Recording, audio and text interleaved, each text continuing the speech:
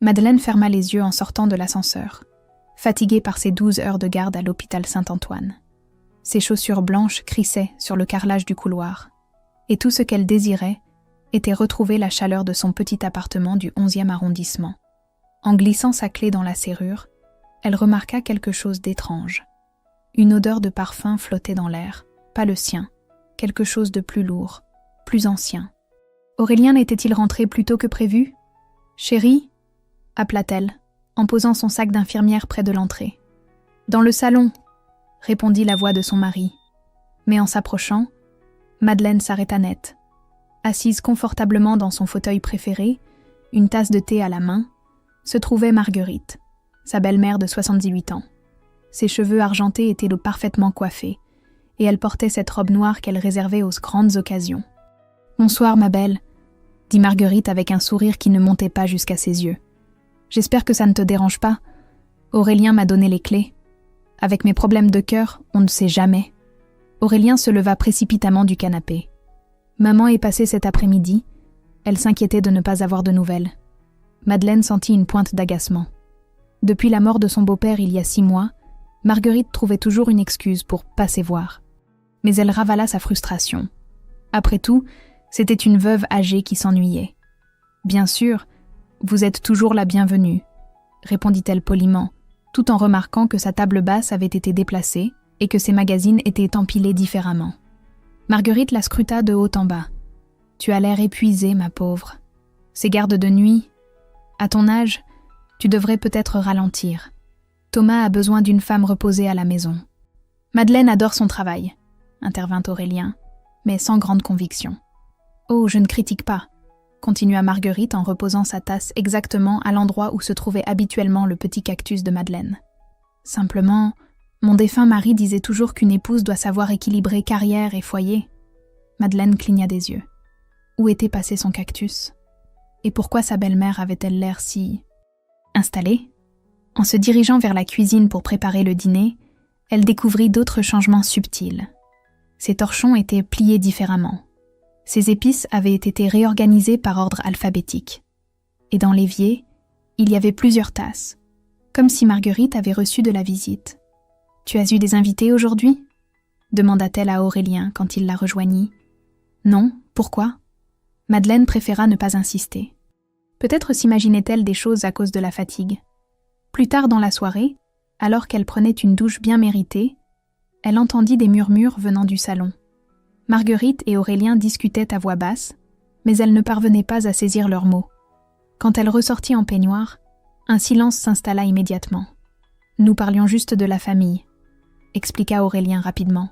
« Maman me racontait des souvenirs de papa. » Marguerite hocha la tête avec un sourire mélancolique parfaitement orchestré. « Les souvenirs sont tout ce qui nous reste quand on vieillit, ma chère Madeleine. Heureusement que j'ai mon fils pour me tenir compagnie. » Ce soir-là, blottie contre Aurélien dans leur lit, Madeleine ne parvenait pas à s'endormir. Quelque chose avait changé dans leur appartement, dans leur intimité. Une présence invisible semblait s'être installée, apportant avec elle cette odeur de parfum vieillot et une sensation étrange d'intrusion. Elle n'aurait jamais imaginé que cette visite innocente n'était que le début d'une invasion silencieuse qui allait transformer sa vie en cauchemar. 3 semaines plus tard, Madeleine comprit que la visite de Marguerite n'avait rien d'innocent. En rentrant de sa garde du matin, elle découvrit sa belle-mère installée dans la cuisine, préparant un café avec 2 propres tasses, des porcelaines fleuries qu'elle avait apportées temporairement. « Bonjour ma chérie », lança Marguerite d'un ton enjoué.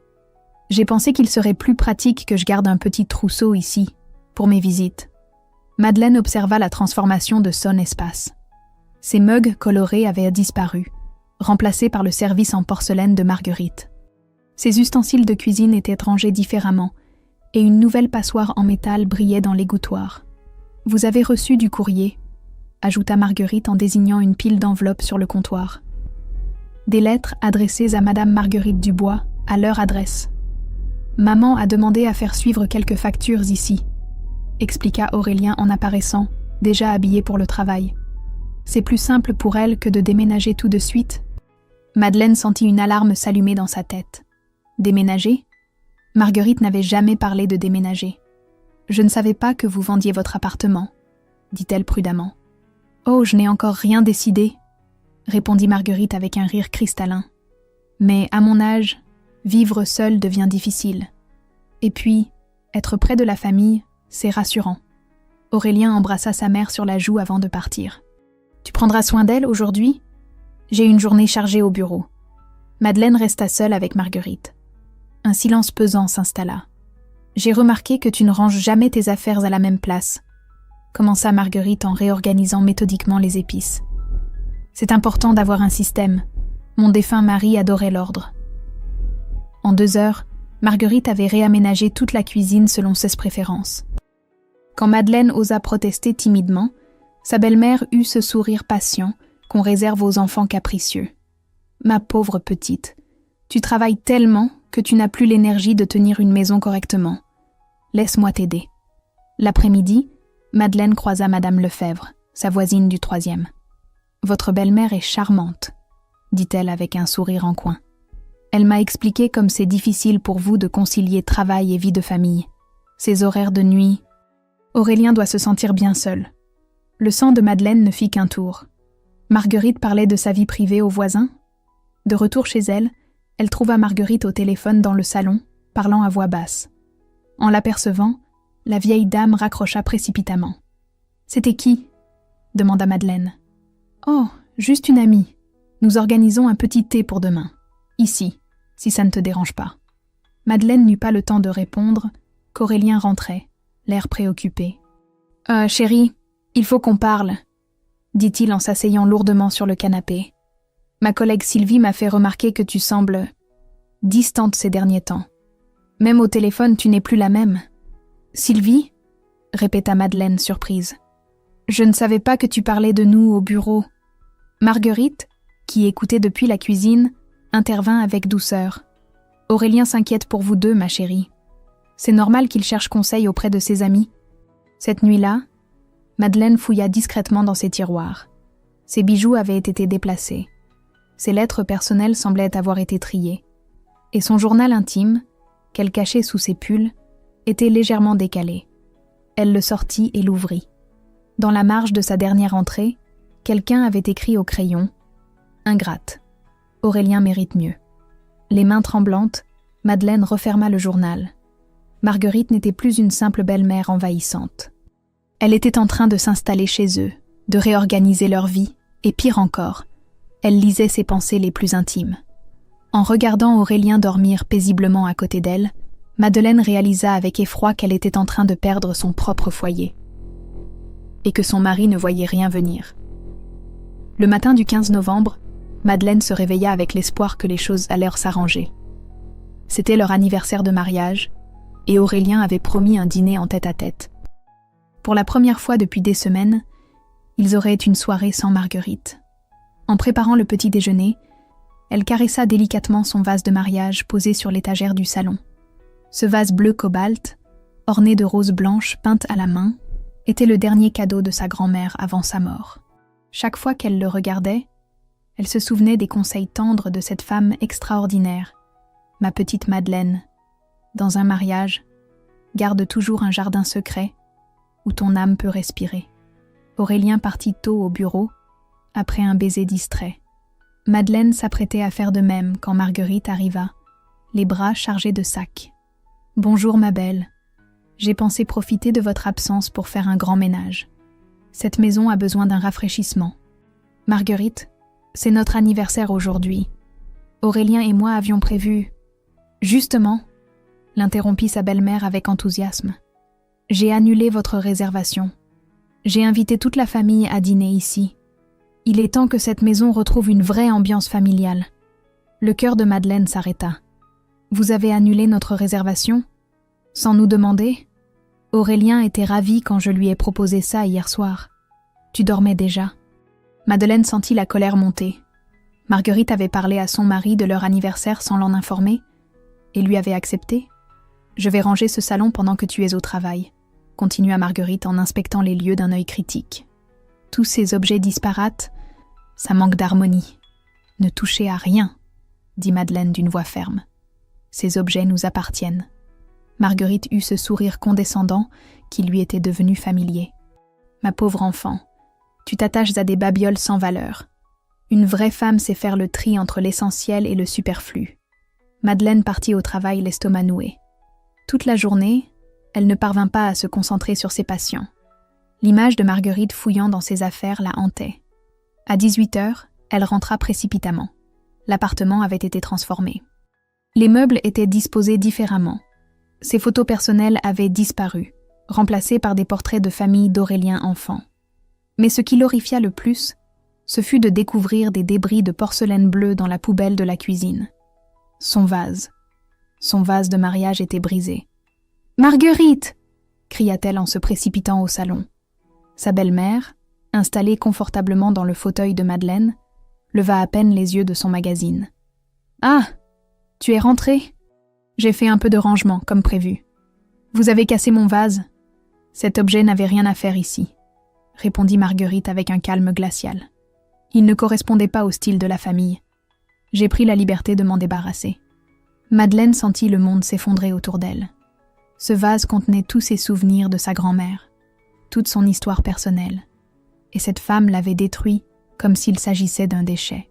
« Vous n'aviez pas le droit !» explosa-t-elle, les larmes aux yeux. À cet instant, Aurélien entra avec des fleurs à la main.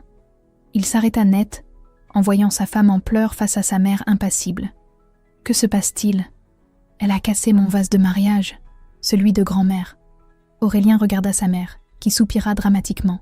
« J'ai eu un petit accident en rangeant. Je suis désolée, mais franchement, ce vase était ébréché et... »« C'est faux !» cria Madeleine. « Il était parfait. Vous l'avez jeté délibérément. » Aurélien posa ses fleurs et prit sa mère par les épaules.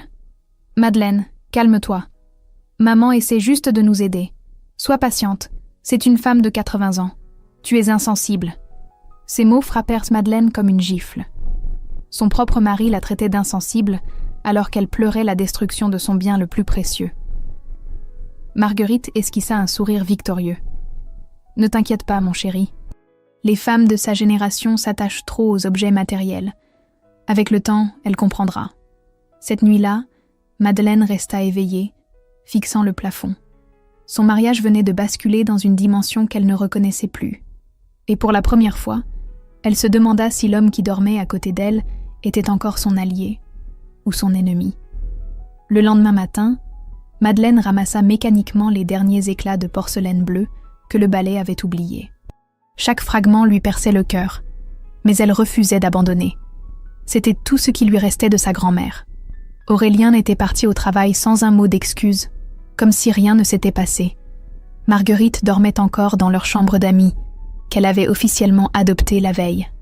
En soulevant un débris plus gros, Madeleine découvrit quelque chose d'étrange. Un petit papier plié, coincé sous le canapé. Ce n'était pas un morceau du vase, mais un reçu de restaurant froissé. Chez Marcel, table pour 2, 23 octobre, 19h30, 89,50 €. Son sang se glaça. Le 23 octobre, elle travaillait une garde de nuit. Aurélien lui avait dit qu'il dînait seul devant la télé car il était fatigué. Pourquoi avait-il un reçu pour 2 personnes ? Elle examina le papier de plus près. L'écriture au dos était celle d'Aurélien. « Merci pour cette soirée magique. À bientôt, ma Sylvie. » Sylvie, sa collègue. Celle qui lui avait soi-disant fait remarquer que Madeleine était distante. Les mains tremblantes, Madeleine fouilla discrètement dans les poches du manteau d'Aurélien accroché près de l'entrée. Elle y découvrit 3 autres reçus similaires, tous datés de ses gardes de nuit, et un ticket de cinéma pour 2 places, la semaine précédente. Son mari la trompait, depuis des mois, mais le plus troublant restait à venir. En cherchant d'autres preuves dans le tiroir du bureau d'Aurélien, elle tomba sur leur relevé téléphonique.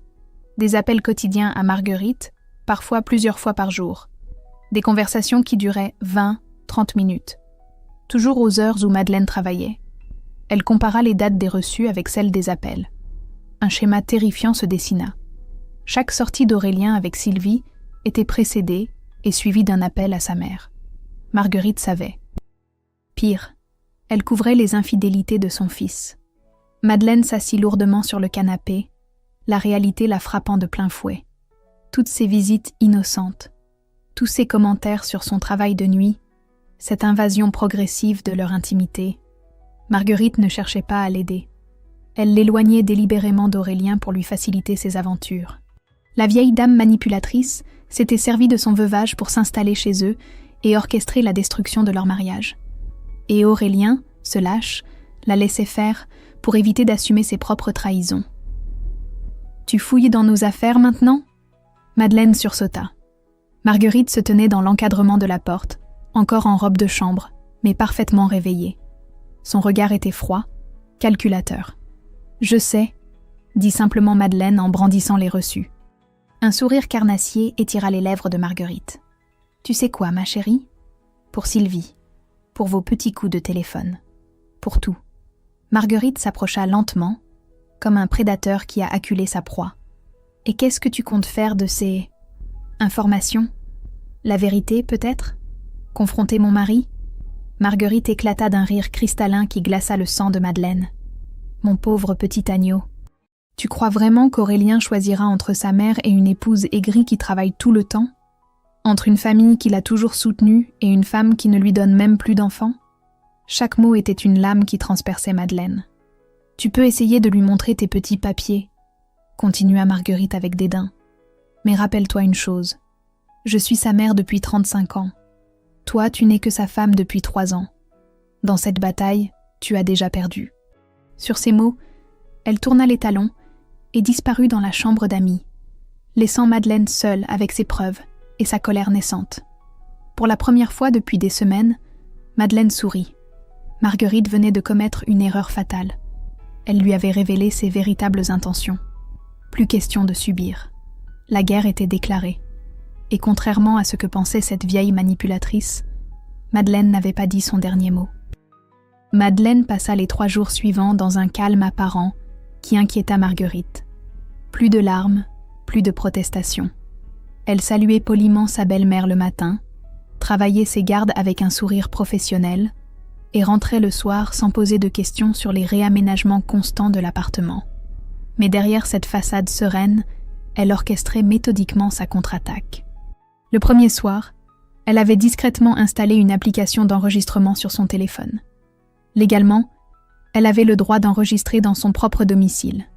Chaque commentaire venimeux de Marguerite, chaque manipulation était désormais documentée.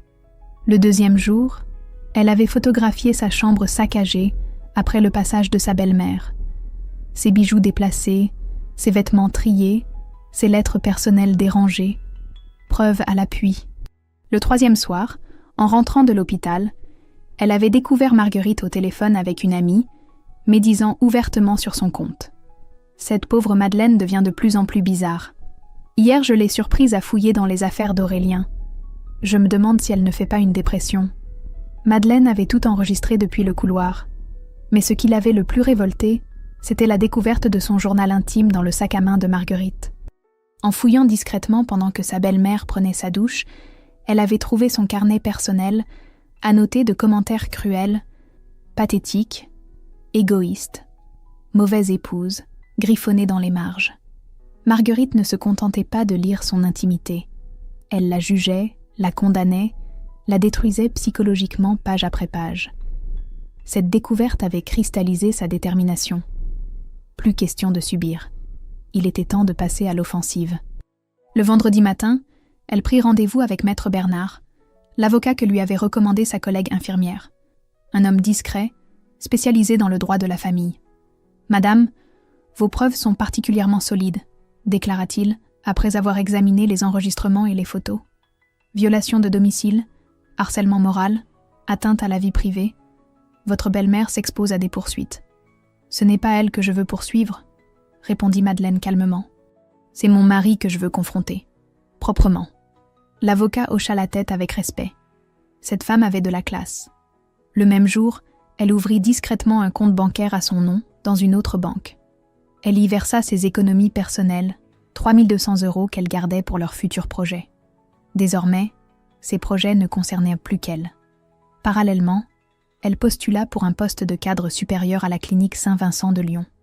Un poste qu'elle convoitait depuis longtemps, mais qu'elle avait refusé l'année précédente pour rester près d'Aurélien. Ironie du sort. Dr Pierre Moreau, le cardiologue de l'hôpital, remarqua son changement d'attitude. Vous semblez différente ces derniers temps, lui dit-il un soir pendant leur pause. Plus déterminée. Disons que j'ai eu une révélation sur ce que je vaux vraiment, répondit-elle avec un sourire énigmatique. Pierre la regarda intensément. Cette femme avait toujours eu quelque chose de spécial, mais là, elle rayonnait d'une force nouvelle. Si vous avez besoin de parler, commença-t-il. Merci Pierre, votre amitié me fait du bien. Il ne savait pas encore à quel point cette amitié allait devenir précieuse. Le dimanche soir, Aurélien rentra tard d'une réunion de travail qui sentait le parfum de Sylvie. Marguerite l'accueillit avec son sourire complice habituel. « Comment s'est passée ta journée, mon chéri ?»« Très bien, maman. Et Madeleine ?»« Oh, elle était bizarre aujourd'hui, très silencieuse. Je m'inquiète pour elle. » Madeleine, qui préparait le dîner dans la cuisine, souriait en écoutant leur petit théâtre. Elle avait tout enregistré, bien sûr. Ce soir-là, au lit, Aurélien tenta un rapprochement timide. « Tu es sûre que ça va ? Tu es distante ces derniers temps. » Madeleine se tourna vers lui avec un sourire serein. « Tout va très bien, mon chéri. Je réfléchis juste à notre avenir. » Aurélien se détendit, soulagé. Il ne se doutait pas que cet avenir ne l'incluait plus. Madeleine fixa le plafond dans l'obscurité. Dans une semaine, elle aurait la réponse pour Lyon. Dans 15 jours, elle aurait assez de preuves pour anéantir la crédibilité de Marguerite. Et dans un mois, elle serait libre. Pour la première fois depuis des semaines, elle s'endormit paisiblement. L'agneau venait de révéler ses crocs, et les loups n'avaient rien vu venir. Le mardi 7 décembre, Madeleine reçut l'appel qu'elle attendait. La clinique Saint-Vincent de Lyon lui proposait le poste de cadre supérieur avec un salaire de 4 800 € mensuels. Presque le double de ce qu'elle gagnait actuellement. Elle avait 15 jours pour donner sa réponse. Ce même soir, elle découvrit Marguerite effondrée dans le salon, une compresse glacée sur l'œil droit, gémissant faiblement. Aurélien était agenouillé près d'elle, affolé. « Que s'est-il passé ?» demanda Madeleine en posant son sac. « C'est toi qui me demandes ça ?» cracha Aurélien, les yeux brillants de colère. « Maman m'a tout raconté. » Marguerite releva la tête, dévoilant un œil au beurre noir parfaitement formé et des égratignures sur la joue. « J'ai essayé de lui expliquer gentiment qu'elle dérangeait nos affaires, » murmura-t-elle d'une voix brisée. Elle s'est mise dans une colère terrible. « C'est faux !» s'exclama Madeleine, estomaquée. « Je n'ai jamais levé la main sur elle. Tu mens !» hurla Aurélien en se levant brusquement. « Regarde dans quel état tu l'as mise, une femme de 78 ans. » Madeleine observa attentivement les blessures de Marguerite. L'hématome était trop parfait, trop symétrique. Les griffures, superficielles, semblaient tracées au ras de l'ongle. Et surtout, Marguerite évitait soigneusement de la regarder dans les yeux. « Ces blessures sont auto-infligées, » déclara-t-elle calmement. « Tu es devenue folle » explosa Aurélien. « Tu accuses ma mère de se blesser elle-même ? Qu'est-ce qui ne va pas chez toi ?» Marguerite se remit à sangloter bruyamment. « Je ne voulais pas créer de problème. J'aurais mieux fait de me taire. »« Non, maman, » dit Aurélien en la prenant dans ses bras. « Tu as bien fait de me dire la vérité. » Il se tourna vers Madeleine, le visage dur. « Je veux que tu présentes tes excuses à ma mère, immédiatement. » Jamais. Le mot était sorti avec une fermeté qui surprit tout le monde, y compris Madeleine elle-même. « Comment ça, jamais ?»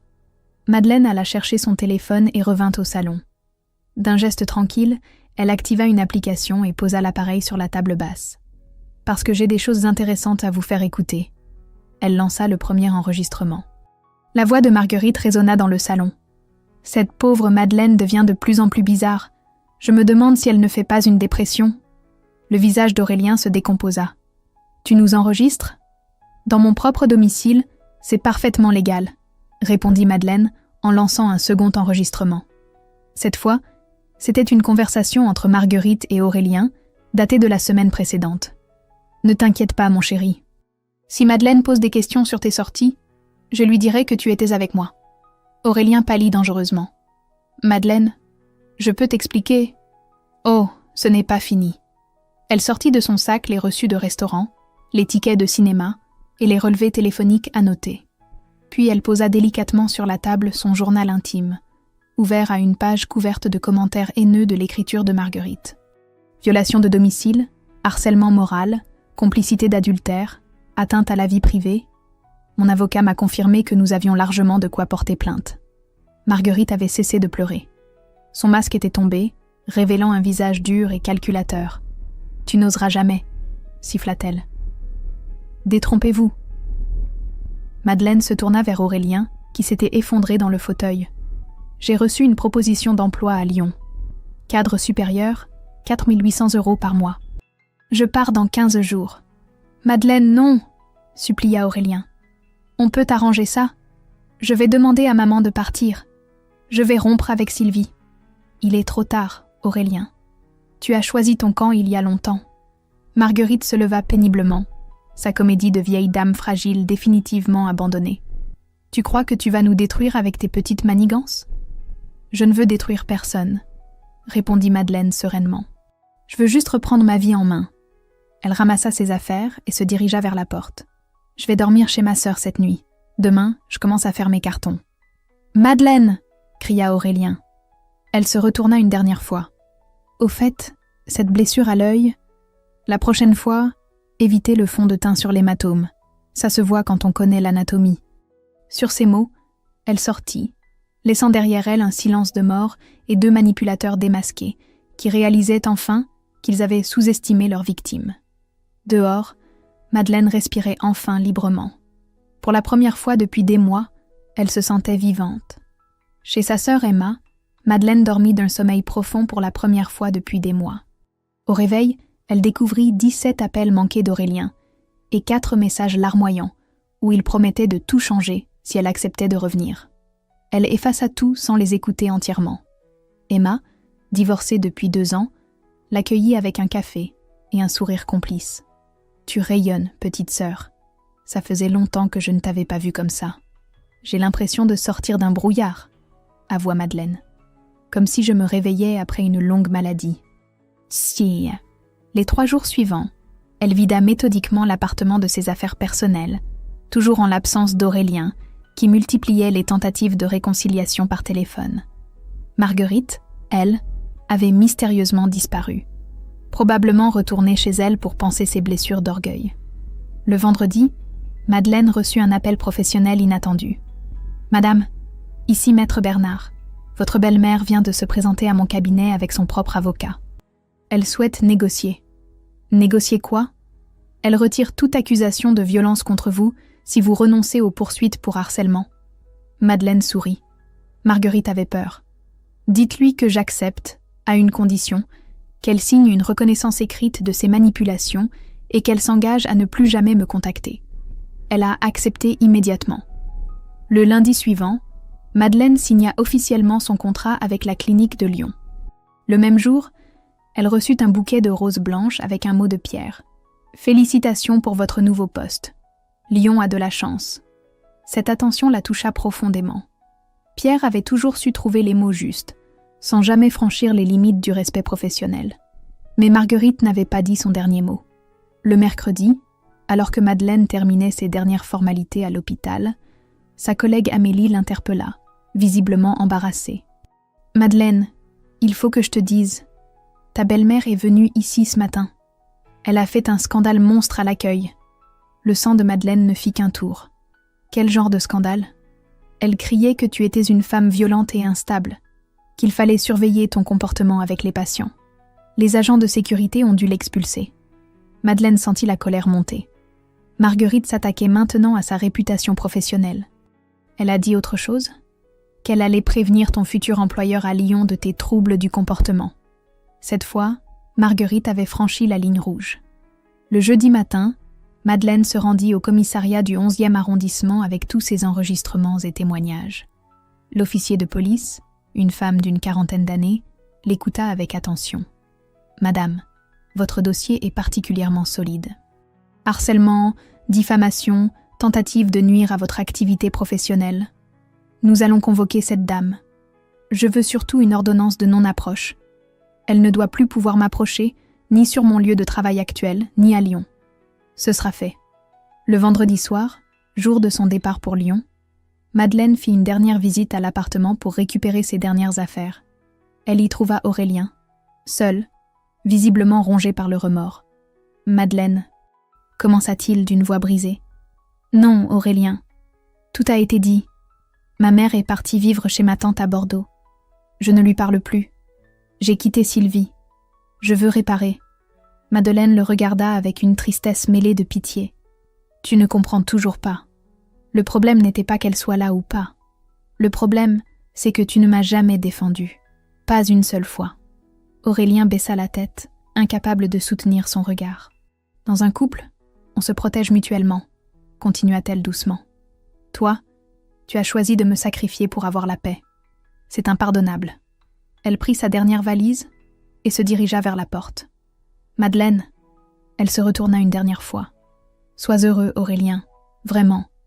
Mais apprends à devenir un homme avant d'essayer de rendre une autre femme heureuse. » En descendant les escaliers, elle croisa Madame Lefebvre, sa voisine. « Alors, vous partez vraiment ? » ?»« Oui. Une nouvelle vie m'attend. Votre belle-mère nous a dit que vous aviez des problèmes. » Madeleine sourit sereinement. « Madame Lefebvre, la seule chose que j'avais, c'était un mari qui ne savait pas me respecter et une belle-mère qui ne supportait pas mon bonheur. Maintenant, je n'ai plus ni l'un ni l'autre. Croyez-moi, mes problèmes sont résolus. » En montant dans le taxi qui l'emmenait vers la gare de Lyon, Madeleine regarda une dernière fois les fenêtres de son ancien appartement. Aurélien n'était là, silhouette sombre derrière la vitre. Elle ne ressentait ni colère ni tristesse, juste une immense sensation de liberté. À 32 ans, elle recommençait sa vie. Et cette fois, elle la construirait selon ses propres règles. 6 mois plus tard, Madeleine contemplait Lyon depuis les grandes baies vitrées de son bureau de cadre supérieur. La clinique Saint-Vincent bourdonnait d'activités sous sa direction et ses équipes la respectaient autant pour sa compétence que pour sa bienveillance. Elle avait découvert en elle des talents insoupçonnés. Gérer les plannings, négocier avec les directions, former les jeunes infirmières.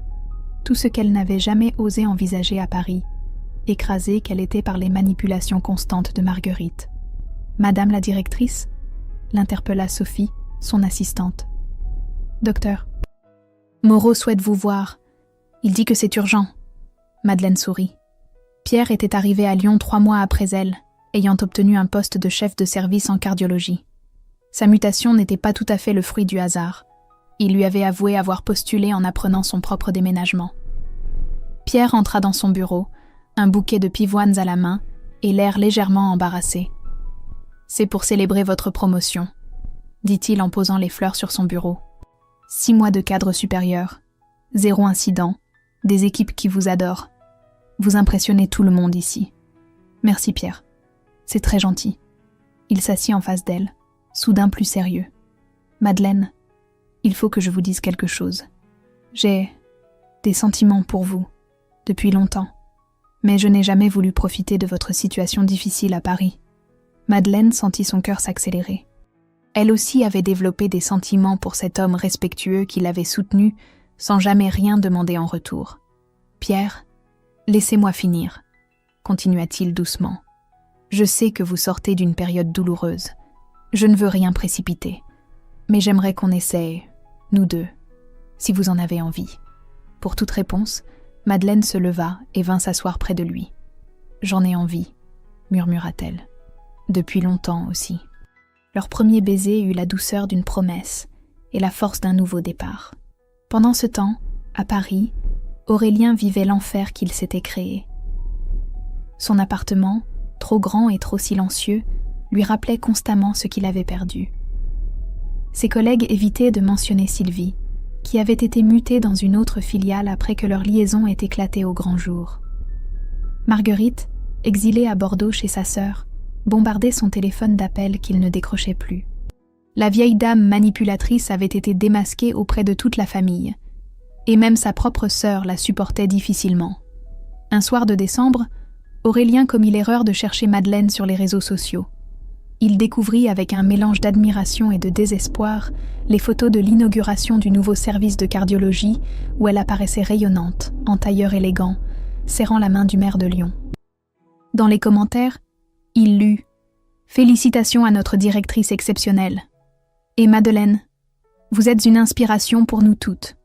Cette femme qui l'avait laissé sa mère humiliée était devenue une personnalité respectée, reconnue, épanouie. Et lui, il croupissait dans la médiocrité de ses remords et de sa solitude. Il tenta un appel désespéré. Le numéro que vous demandez n'est plus attribué. Madeleine avait changé de numéro. Elle avait effacé jusqu'à la possibilité qu'il la contacte. À Lyon, Madeleine recevait parfois des nouvelles de Paris par Emma. Aurélien tentait de la joindre par tous les moyens. Marguerite était devenue persona non grata dans la famille, et leurs anciens voisins s'étonnaient encore de la transformation de cette femme qu'ils croyaient fragile. « Il paraît qu'Aurélien a beaucoup maigri », lui dit Emma au téléphone. « Madame Lefebvre m'a dit qu'il avait l'air perdu. »« C'est triste, » répondit sincèrement Madeleine. « Mais c'est son chemin. Moi j'ai choisi le mien. » Et quel chemin ? 3 mois de relation avec Pierre lui avaient rappelé ce qu'était l'amour véritable. Pas de manipulation, pas de chantage affectif, pas de belle-mère toxique. Juste 2 adultes qui se respectaient, se soutenaient et construisaient ensemble. Pierre ne cherchait pas à la protéger comme un objet fragile. Il admirait sa force, célébrait ses succès professionnels et l'encourageait à viser encore plus haut. « Tu pourrais diriger un hôpital entier », lui disait-il souvent. « Tu as tout ce qu'il faut. » Un soir, en regardant le coucher de soleil depuis la terrasse de son nouvel appartement lyonnais, Madeleine repensa à la femme qu'elle était 6 mois plus tôt. Cette Madeleine-là acceptait d'être diminuée, manipulée, trahie. Elle se battait pour sauvegarder un mariage qui la détruisait. Aujourd'hui, à 32 ans, elle dirigeait une équipe de 40 personnes, gagnait plus que ce qu'elle avait jamais imaginé et aimait un homme qui la respectait autant qu'elle le respectait. La métamorphose était complète et irréversible. 1 an plus tard, le 15 mars, Madeleine se tenait sur la scène du Palais des Congrès de Paris, éblouissante dans sa robe bleu nuit. Les projecteurs l'illuminaient, tandis qu'elle serrait dans ses mains le trophée le plus prestigieux de sa profession, le prix d'excellence en management hospitalier, décerné pour la première fois à une femme de moins de 35 ans. « Mesdames et messieurs », commença-t-elle d'une voix claire qui portait dans tout l'auditorium. « Il y a 2 ans, j'étais une femme qui acceptait d'être diminuée, manipulée, réduite au silence. Aujourd'hui, je dirige l'une des meilleures cliniques de France. » Dans le public, Pierre l'applaudissait avec fierté, ses yeux brillants d'admiration et d'amour. « Ce prix ne récompense pas seulement ma réussite professionnelle, » continua-t-elle. « Il célèbre la transformation de toutes les femmes qui refusent de se laisser écraser, qui choisissent de se respecter, qui découvrent qu'une femme qui se respecte devient irrésistible. » L'auditorium explosa en applaudissements. Dans la salle, des centaines de professionnels de santé se levaient, émus aux larmes par ce discours qui résonnait avec leur propre combat. Les réseaux sociaux s'embrasèrent instantanément. Les photos de Madeleine tenant son trophée, rayonnante et victorieuse, inondèrent Instagram, Facebook, LinkedIn. Les hashtags Sana Madeleine, Inspire, Femme libre, Renaissance proliféraient à une vitesse vertigineuse. À Paris, dans son appartement désormais trop grand et lugubre, Aurélien découvrit ces images en scrollant machinalement sur son téléphone. Il était 23 heures, et comme chaque soir depuis des mois, il sombrait dans l'alcool pour oublier ses regrets. Sur l'écran apparut la photo officielle de la cérémonie. Madeleine, lumineuse, tenant son prix, Pierre à ses côtés en smoking, tous 2 souriants et complices. Tout ce qu'il avait détruit par sa lâcheté. Les commentaires déferlaient, une inspiration pour nous toutes, la preuve qu'on peut se reconstruire, quelle femme extraordinaire. Aurélien réalisa avec une douleur lancinante qu'il regardait une étrangère. Cette femme confiante, célébrée, respectée, ce n'était plus sa Madeleine. C'était la Madeleine qu'elle avait toujours été, mais qu'il n'avait jamais su voir. Il tenta de zoomer sur son visage, cherchant désespérément un signe de tristesse, de manque. Mais tout ce qu'il y vit fut une sérénité parfaite, une joie authentique, une plénitude qui lui coupa le souffle. Cette femme avait refait sa vie, complètement, et elle brillait d'un éclat qu'elle n'avait jamais eu avec lui. À Bordeaux, Marguerite découvrit les mêmes images par sa voisine, Madame Garnier, qui prit un malin plaisir à lui montrer les articles de presse. « Regardez comme Madeleine réussit bien », dit-elle avec fausse compassion. « Prix national, promotion, nouveau compagnon. Elle a tout ce qu'elle mérite finalement. Marguerite fixa l'écran, le visage blême. Toutes ses manipulations, tous ses mensonges, toute sa haine. Pourquoi? Cette femme qu'elle avait voulu détruire rayonnait plus que jamais. Elle avait échoué, lamentablement. Pire encore, elle avait perdu son fils dans la bataille. Aurélien ne répondait plus à ses appels depuis des mois, et le reste de la famille la tenait responsable de l'effondrement du mariage. En regardant Madeleine triomphante, Marguerite comprit amèrement qu'elle n'avait réussi qu'à révéler la force de sa victime. En tentant de la briser, elle avait forgé une femme invincible. À Lyon, dans la suite présidentielle où elle séjournait pour la cérémonie, Madeleine contemplait son trophée posé sur la table de chevet. Pierre dormait paisiblement à côté d'elle, et elle observait cet homme qui l'aimait pour ce qu'elle était vraiment. Demain, ils rentreraient à Lyon reprendre leur vie quotidienne. Une vie qu'elle avait construite selon ses propres règles, ses propres valeurs, ses propres rêves. Elle repensa à cette nuit, il y a 2 ans, où elle pleurait sur les débris de son vase de mariage. Cette Madeleine-là lui semblait appartenir à une autre existence. Aujourd'hui, elle n'avait plus besoin de vase pour se souvenir de sa grand-mère. Elle portait en elle sa leçon la plus précieuse. Garde toujours un jardin secret où ton âme peut respirer. Ce jardin secret, elle l'avait enfin trouvé. Il s'appelait respect de soi. En éteignant la lumière, Madeleine sourit dans l'obscurité. Quelque part à Paris, un homme détruit regardait probablement ses photos, en mesurant l'ampleur de sa perte. Quelque part à Bordeaux, une vieille dame amère réalisait l'inutilité de sa méchanceté. Mais elle, Madeleine, regardait vers demain. Vers Pierre qui l'aimait, vers sa carrière qui s'épanouissait, vers la femme qu'elle était devenue et qu'elle ne cesserait jamais d'être. Une femme libre, une femme forte, une femme qui ne se laisserait plus jamais diminuer par personne. Dans ses rêves cette nuit-là, elle dansait sous les projecteurs, tenant son trophée comme un symbole de toutes les batailles qu'elle avait gagnées, la plus importante étant celle qu'elle avait menée contre elle-même, pour se donner le droit d'être heureuse. Et elle l'était, infiniment.